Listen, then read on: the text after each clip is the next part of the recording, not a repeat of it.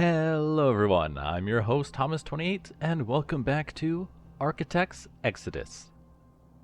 Now I did start using this nifty program from Nvidia that should remove the constant drone of my air conditioner, so if the audio sounds a little bit weird or unusual, please let me know down in the comments, because then I'll just have to figure out like a different way to get rid of it. Probably just turn off the air conditioner when I'm recording and just bear with the heat for a while.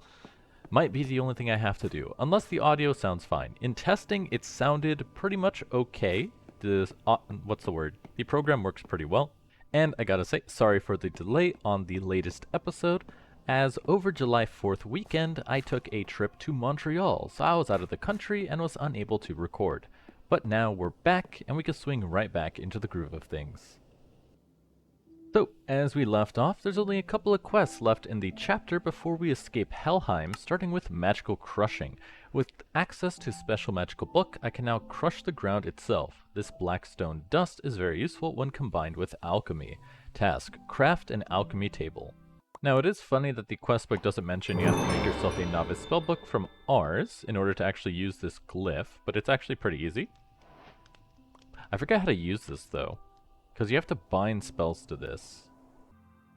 Well, I have to say, some of this is extremely grindy. Like, we need to make the Glyph of Crush, and 3 of the 4 materials, very easy. Well, 4 of the 4 of the 5, very easy. But then you need the Earth Essence. Earth Essence is made in the Imbuement Chamber, but we don't have access to rich soil, as far as I can tell. So we have to use this craft that takes 2,000 source. So now I just have to sit here and wait for 2,000 source? Like, that seems very odd to me. Unless I'm missing something with the rich soil, but as far as I could tell, I can't make rich soil in Helheim. Oh wait, never mind. I'm dumb. You could just put dirt into the blood altar to make rich soil. Okay, that should make it go much faster, as that only takes 500 source and a block of iron. So this one's more expensive with source, but it's a lot cheaper to make overall. So now we just drop this Earth Essence here, Book and Quill goes there, and that should craft our Glyph of Crushing. Pretty good. Now I gotta say, I did have a good time in Montreal. Very beautiful city. The weather was great, very walkable. Not sure if I'll ever go back, as you know. Well, you probably don't know, but I'm just not a huge fan of traveling. Anyways though, Glyph of Crush made. Now how do I actually put this into the spellbook? I always forget how to do this. There we go. It was seed, quick craft. So I want projectile, crush, and then we could just call this crushing, create, and I think that's it. Yeah, 1 crushing. So now if we grab some blackstone from our handy dandy little repository, I should be able to just place this and then hit it with the spellbook to turn it into dust. Perfect. And then you can always combine the spells to make it like bigger, do more crushing in a larger area. But I think our amount of mana is there on the bottom right. We're at 225, and then casting this spell costs how much? It doesn't actually say, which is annoying. It does show like the usage here, but it doesn't like give me a number, which I always find annoying. Now we should be able to craft this guy, 1 alchemy table. Quest completed, and we'll throw that over here.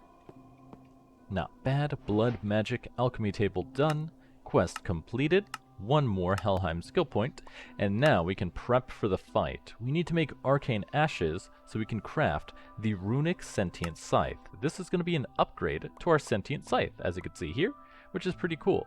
Now we just need arcane ashes, which will take 1 of our blood orbs, gunpowder, white dye, redstone, and coal. Okay, now that that's all assembled, throw this in here. Add all our components. Insufficient LP in the network. How much LP do I have? Probably not a lot. Okay, I think I got enough blood. Throw that in there, and it's working. Nice. Man, I should probably craft the sigil that lets you see how much is in the blood network, but I haven't really needed to do too much blood magic yet, so it's not like super important that I get that. So now arcane ashes are done. Let me steal one of the ingots from up here. Now if we draw this on the floor, we should be able to combine these items. Now you have to do it in a specific way, so let me double check that. First, sentient scythe, then the ingot. Sentient scythe, then 1 ingot, And nothing's happening. Ah, there we go. I'm dumb. Wrong scythe. Sentient scythe, and then the ingot. There we go. I was using this one, which is the complete wrong one. It's the sentient scythe. So now that's going to combine here in order to make the thingamabob. And there we go. One runic sentient scythe. Why doesn't this submit? There we go. It's a bit weird that you have to submit it. But hey, it works. Demon will damage +5. Enhanced sentient scythe with runic modifications. 30% faster attack speed. Harvest souls for Malum spirit system. Unbreaking 3 and mending. Oh, that's why. Because it gives you the upgrades. I was like, why does it want you to submit it? That doesn't make any sense. It wants you to submit it so you can get the buffed version. And now preparing the ritual. I should get my gear in check to fight off against Hell. This won't be an easy fight. Upon reaching Hell's arena, I will need to provide several materials to the summoning altar at the center of the arena to summon her. Gather the materials to summon Hell. So it looks like the only thing we're missing here is the amethyst bronze ingot and a golden sacrificial bowl. Luckily I made some more chthonic gold. So we should be able to craft this. Sacrificial bowl. Chthonic gold fragment. Into the bowl. And now we just need amethyst bronze, which was an alloy of copper and amethyst. And there we go. Amethyst bronze ingot. Now we just gotta gather the rest of the materials so we can summon Hell. Alright, all 6 materials are gathered, and let's take a look at these quick optional quests. Gear recommendation. If you'd like, you can click the link to see some recommendations for the boss fight. I think we're fine. We went through all the quest books. We have sentient tools, we have upgraded Malum armor, we should be good. Fight mechanics, I'd rather go in blind, because that's more fun for the first time. Slay Hell. Killed Hell's spirit, consumed the heart, gotcha. Teleport to Hell's arena. Click the checkmark to teleport to the arena. Re-entering the dimension through the Bifrost will regenerate it. It will also regenerate every 30 minutes if no players are nearby. Oh, we're here. Cool. Fancy. So I think the arena is this way? This thing? Looks like it. Indestructible summoning altar.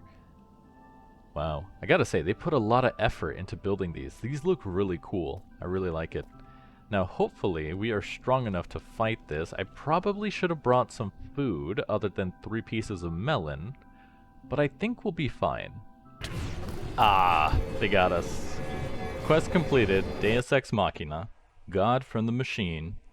And it looks like Viet saved us. Carrying you was a lot of work. Do you have any stacks? Well, that's weird. I thought I turned off Viet. But okay, we don't lose anything. We just come back to the main hub area, which is nice.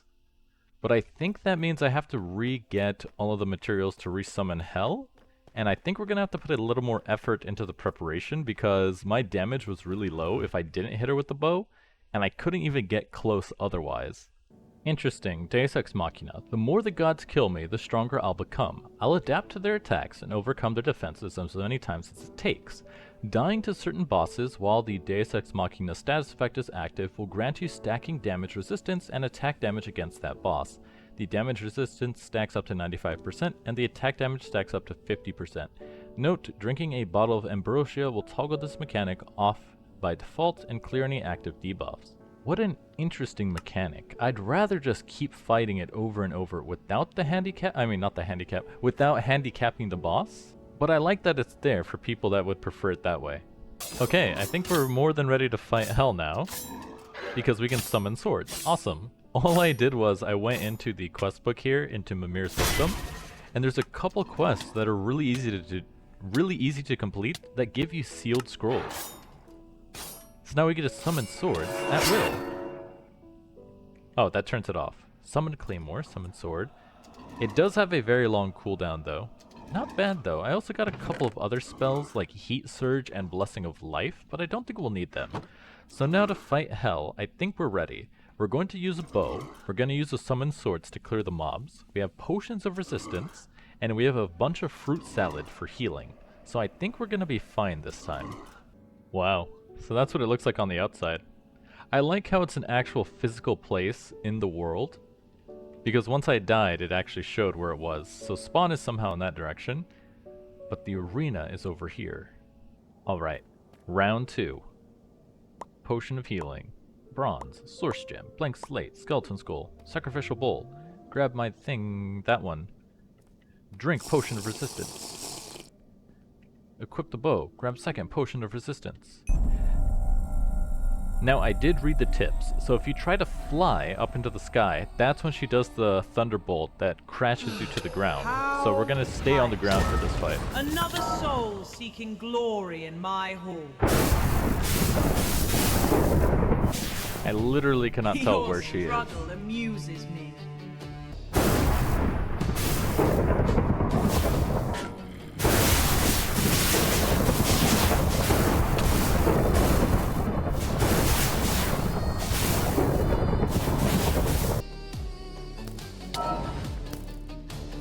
Enough game. Face the true mistress of this.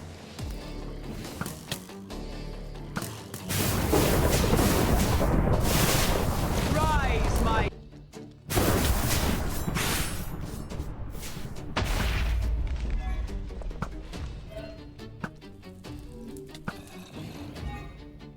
The cold embrace. Alright, we've almost got it. Death One more hit ought to do it. And she's teleporting around. It's really annoying because she always teleports if you get too close. But there we go. Nothing. Task completed. Kill Hell's Spirit. Death is patient. And grab all the items. Nice. Quest completed. We got null shards, some chthonic gold, and the dead heart. So now, we're supposed to eat this, from what I remember. That doesn't tell me.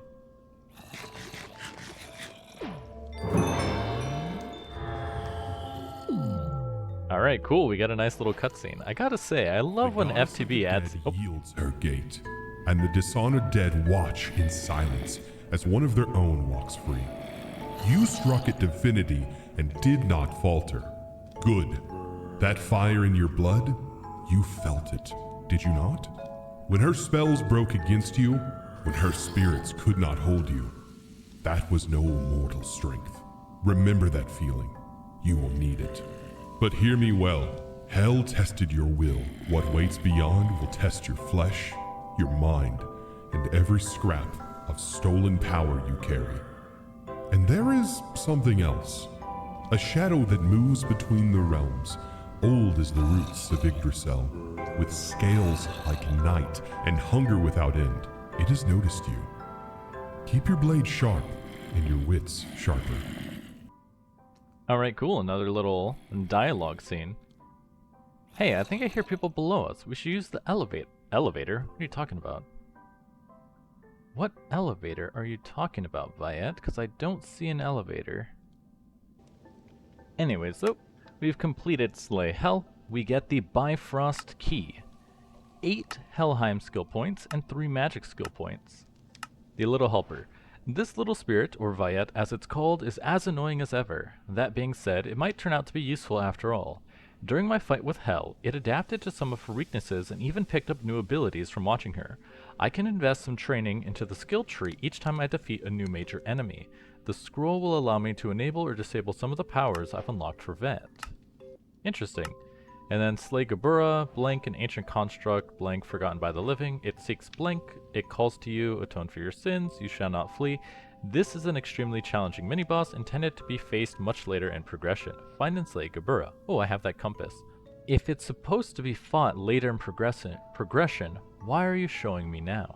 And the final quest, reach the Bifrost. The interdimensional gate, known as the Bifrost, will grant me access to other realms as I consume more hearts and unlock more of my former powers. The Bifrost may also serve as a conduit for trade and commerce. I should use the elevator on the center of the platform to head down and greet some of the traders below. Reach the Bifrost by right-clicking the Bifrost key. Okay, right-click. Oh, Bifrost.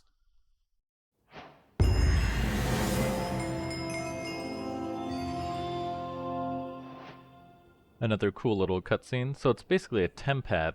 I thought there was legitimately like an elevator. Oh, there's an elevator here.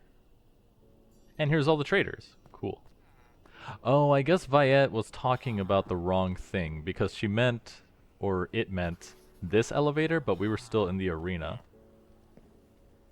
Unrefined spirit for rabbit stew. Oh, I get it. Okay, so it looks like we can trade all of them unrefined spirits to get stuff. And then as they level up, we can get more trades, right? So we just have to keep spending unrefined spirits. Distilled power. I wonder where you get that. I gotta say though, I'm not quite sure which villagers are actually useful. Like, we don't really need tools, nor weapons. Okay, maybe this one for Certus. But other than that, what are you? Scribe Station. From Ice and Fire. Shady Wizard. Sourceberry rolls. Interesting. Maybe we'll use this guy a lot. But the other ones, I don't really see a reason. Oh, we can't fly in here. Yeah, I don't really see much of a reason for using these traders, though. If they're mostly just vanilla trades. There might be some other trades. Let's see, can I go up? I want to explore the rest of the Bifrost. And another cutscene. Cool. What's going on? That revealed basically nothing. Okay, so it looks like these are Botania symbols. Nether portal. Nether portal. So I'm guessing each one takes you to a different place based on the symbol. So which one is Helheim? And can we just walk through any of them? Ah, here we go. The familiar road. We unlocked another chapter. The next realm. I must now make a decision on which realm to go to. Whichever path I choose will lock me out of the other path until I reach Muspelheim, the next god in my way. The first path is Niflheim, a desolate land of endless frost and creeping mist, where magic runs deep through the ice and whose dwellers have bent its powers to their will. The second is Jotunheim, a land of towering peaks and unending ice where the giants have turned their strength not just to war but to craft. Their machines of iron and stone are set to shake the very ground. Will I choose magic or technology? Choose Jotunheim. Exclusive quest branch. Choose Niflheim. Oh, and then you pick. Oh, man. What a difficult decision. I'm not sure. Let's see. We always play tech mod packs, so let's go to magic. Reach Niflheim. So this is... Oh, let's actually go there first. So Niflheim is this bluish one. The blue line. So this is it. The portal to Niflheim. If you can't tell, nothing is happening. Oh, wait. I think it's working now. You descend into Niflheim, and the mist drinks you whole. This cold is not the honest frost of Jotunheim. That cold was a blade. This is a poison. It seeps through skin and thought alike, whispering in voices half remembered, pulling at the edges of your mind like drag-off fingers through grave soil. The mists of Niflheim are the oldest things in all of the 9 realms.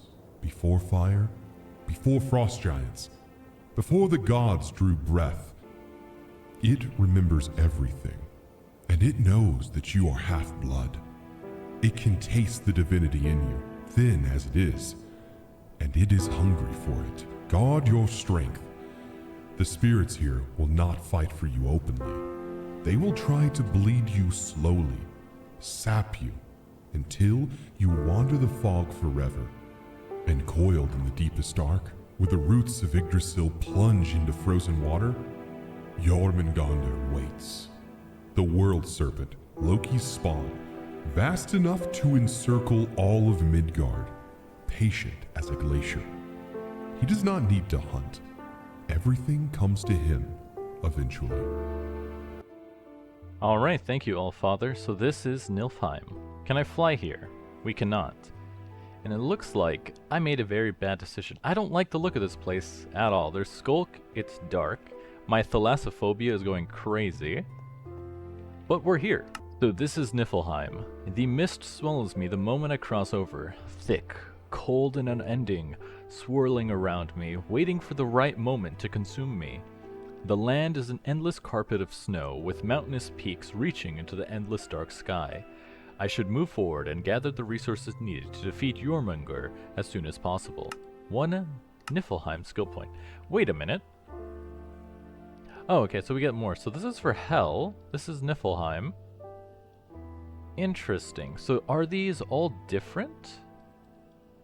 Like, where's the center of this? Where's the start? Do I just... Oh, it's right here. Max health.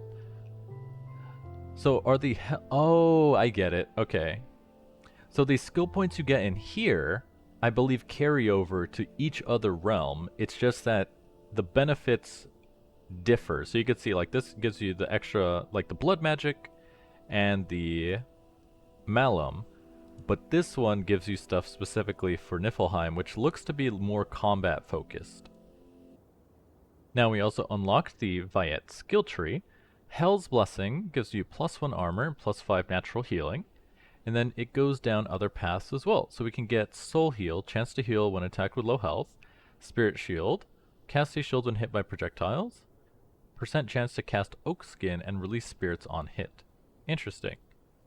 I think we'll go with cast a shield when hit by... Actually, we have 4 skill points. We'll just do one of each. And then we could just upgrade each one later on. Shouldn't be that difficult to get more skill points. And into the murky depths we go. Interesting. Wow. This entire dimension looks sick. I'm not a fan of these guys though, and since I have a bow, I can't really fight them. And I'm drowning. Whoops. Okay, so this looks to be all packed ice. I don't think we're gonna get attacked by like a warden or anything, but it is spooky. So what are we actually supposed to be doing in here? The following extras are unlocked in Niflheim: Enchanted, Blood Magic Tier 3, Occultism Golden Chalk, the Animus Spellbook, and the Ars Nouveau Archmage Spellbook. Okay, so this one looks a lot shorter, so it wants us to make a Witch's Oven from Enchanted. Whatever this in... Oh, it wants us to find the Weeping Well. Deep within the realm exist cursed wells, filled with darkened tears of solitude and despair. It is said an ancient and forgotten power slumbers within. I should throw the Encyclopedia Arcana into the Weeping Well to see if it changes. I wonder what would happen if I were to.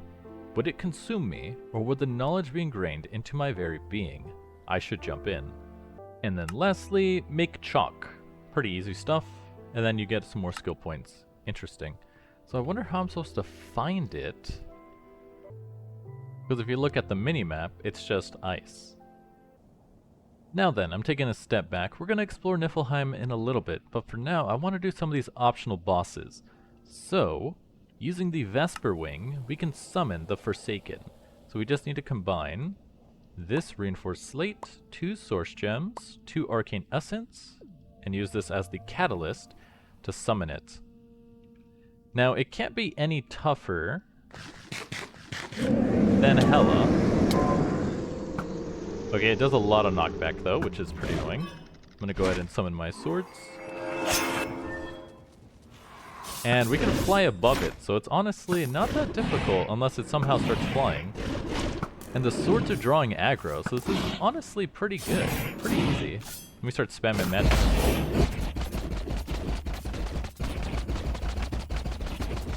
And it died. The Forsaken is defeated. Challenge completed.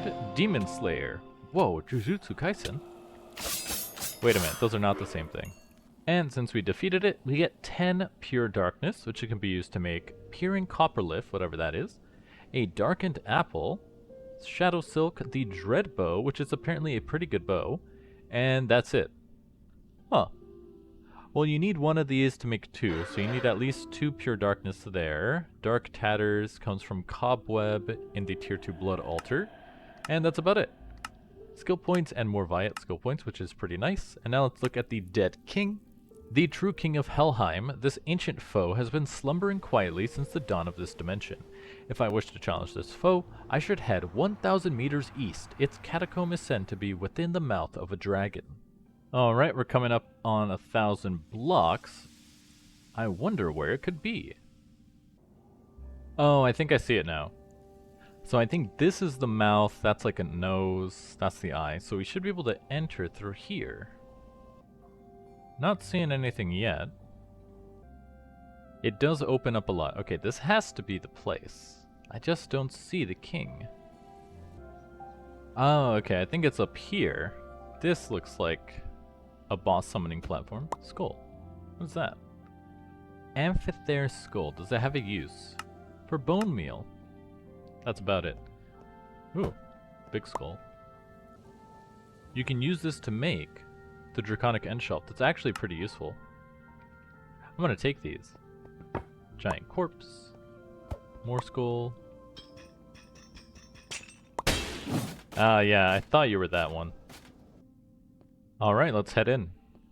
And fight the dead king. Summon our swords. Equip the bow. Start flying. I think this is him, right? Skeleton. Oh, he's floating. He's floating. Yep, this is definitely him. The swords are starting to try and fight him.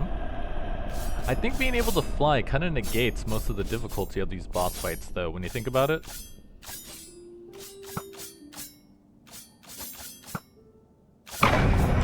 And there he is, the Dead King. And he's stuck on my sword, so I can just stand back here, hit him with the bow, do a lot of damage. One of the swords died, that's fine. They're infinitely resummonable. Ouch. He's targeting you with light. I have no idea what that means. He's almost dead anyway, I'm really not concerned.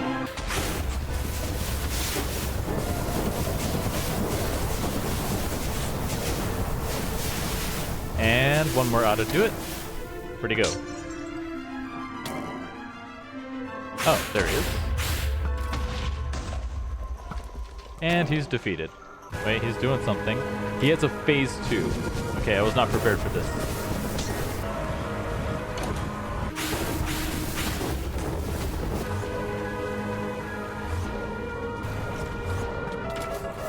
Okay, he's almost down, just a couple more hits.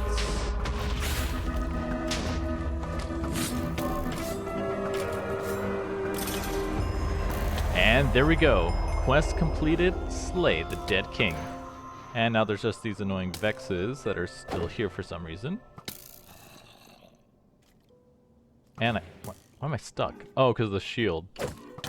The dead king's soul. Can I grab it? No, it kind of just floats there. Well, what did he drop? Did he drop anything? Because I'm not seeing anything. I feel like there's loot in here.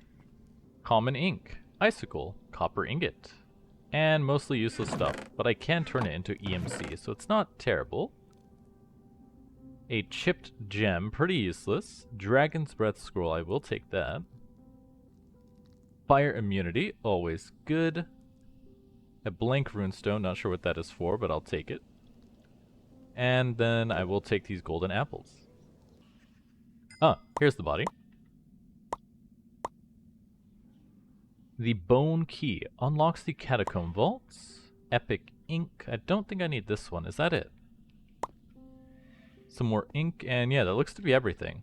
So he mostly drops ink, which is useful for crafting more spells, which is cool. But that's really about it. Now, what do I use the Bone Key for? The Bone Key can be made into a Gate Pearl, and that's about it. And for that, we get 4 Helheim skill points, 3 Viat skill points. We get a choice of a C-tier weapon. Not sure. Let's go with the Tainted Relic. That sounds cool. And 3 more magic skill points. So now all that leaves is to slay Gabora. Now it does say this is a challenging mini-boss intended to be faced later in progression. It does award you an A-tier weapon, so that probably means we should come back to that later on. But for now, that means we're pretty much all done with Helheim, and we can fully commit to exploring Niflheim. But as you might have been able to tell, ain't that right, Viat? I can't actually turn to Viat. There you go. That this episode has gone on quite long enough. I'm your host, Hamas28, and next time we'll be exploring Niflheim and uncovering the secrets. I'm suddenly talking like a toddler. The secrets hidden beneath the icy waters. I'm your host, Hamas28, and I'll see you all next time.